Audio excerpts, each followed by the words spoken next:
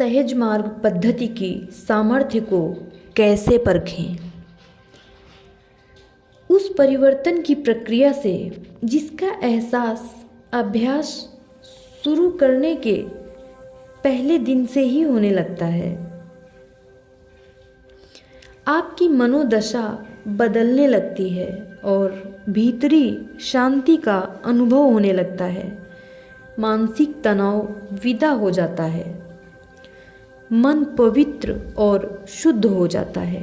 अहम के द्वारा निर्मित आसक्ति, घृणा, अहंकार, पक्षपात, क्रोध आदि नकारात्मक भावों और प्रवृत्तियों का ढांचा गुरुदेव की आध्यात्मिक शक्ति एवं नियमित साधना के संयोग द्वारा प्राप्त आंतरिक दशा से पिघलने लगता है, जिससे आपके हृदय में जमे पिछले विचारों और क्रियाओं के फलस्वरूप इकट्ठी गंदगी साफ हो जाती है। समय के साथ मनुष्य अपने भीतर की पशुता से छुटकारा पाकर एक अच्छा इंसान बन जाता है और दिव्यता की ओर की यात्रा में चल पड़ता है। जब पहले से ही हमारे पास धर्म, नैतिक नियम और शास्त्र हैं, तो इस साधना की आवश्यकता क्या है? हमारे मालिक का कहना है कि ईश्वर किसी का नाम, रूप, धर्म, पूजा स्थल या धर्म ग्रंथों के दायरे में नहीं मिलता। उसे तो मानव हृदय के सबसे भीतरी कक्ष के अंदर ही पाया जा सकता है। धर्म प्राथमिक पाठशाला की तरह है, जहाँ ईश्वर के बारे में बुनियादी बातें जैसे जीवन में नैतिकता की आवश्यकता, पूजा की विधियों आदि के बारे में जानकारी दी जाती है। गुरुदेव का कहना है कि जहाँ धर्म की सीमा समाप्त होती है, वहीं से अध्यात्म की सीमा शुरू होती है।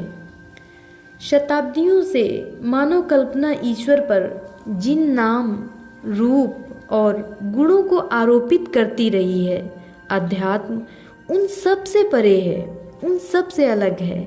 सहज मार्ग के अनुसार वास्तविक ईश्वर सूक्ष्मतम है, मन और इंद्रियों से परे, निराकार, निर्गुण और अनाम है। फिर भी वह मनुष्य की अनुभूति के अंदर है। वस्तुतः हम आध्यात्मिक साधना में असलियत का यथावत अनुभव करने का प्रयत्न करते हैं, जिससे धीरे धीरे अपने नाम, रूप और गुण के प्रति हमारी आसक्ति सूक्ष्म होकर विलीन हो जाती है और हमारी चेतना भी रिक्त हो जाती है। इस प्रकार जब हम अपनी प्रकृति में बिल्कुल उसकी तरह हो जाते हैं, तो हमें अपने भीतर उसके साथ एकाकार की अनुभूति होने लगती है। बुनियादी तौर पर साधना का काम यह है कि वह हमारे भीतर स्थित ईश्वर और हमारे बीच फिर से संबंध जोड़ दे।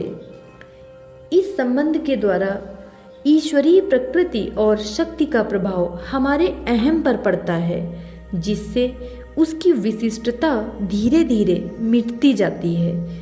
ईश्वर जो हमारे भीतर है, हमारे विचारों और कार्यों में अभिव्यक्ति होने लगता है। आध्यात्मिकता में यदि मेरा अस्तित्व ही मिट जाएगा, तो इस प्रतियोगितापूर्ण समाज में मैं जीवित कैसे रह पाऊंगा? तो मालिक कहते हैं, इसमें डरने जैसी कोई बात नहीं है।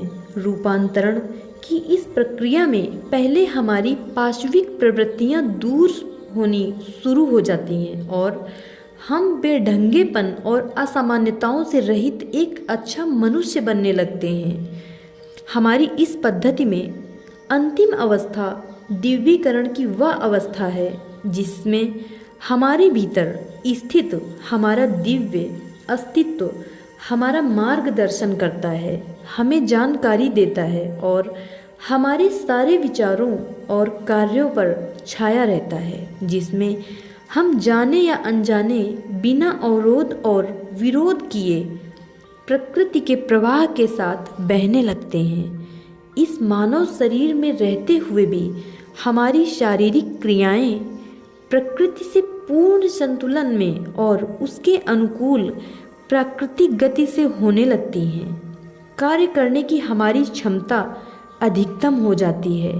हम अपने सांसारिक जीवन में अधिक कारगर हो जाते हैं, क्योंकि हम अपने शाश्वत आत्मिक स्वरूप को जान चुके होते हैं। जब शाश्वत वर्तमान में व्याप्त होता है तो वह मानव जीवन को प्रकाशित करता है और उसे हमारे लिए और हमारे आसपास रहने वालों के लिए सार्थक बनाता है।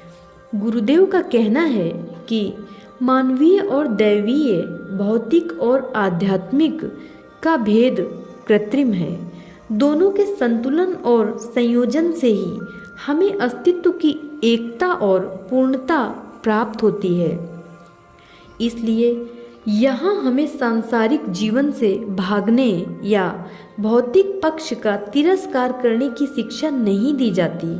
हमारा मानना है कि भौतिक अस्तित्व की उपेक्षा से हमारा आध्यात्मिक अस्तित्व भी प्रभावित होता है और इसी प्रकार आध्यात्मिक अस्तित्व की उपेक्षा से हमारा भौतिक अस्तित्व प्रभावित होता है।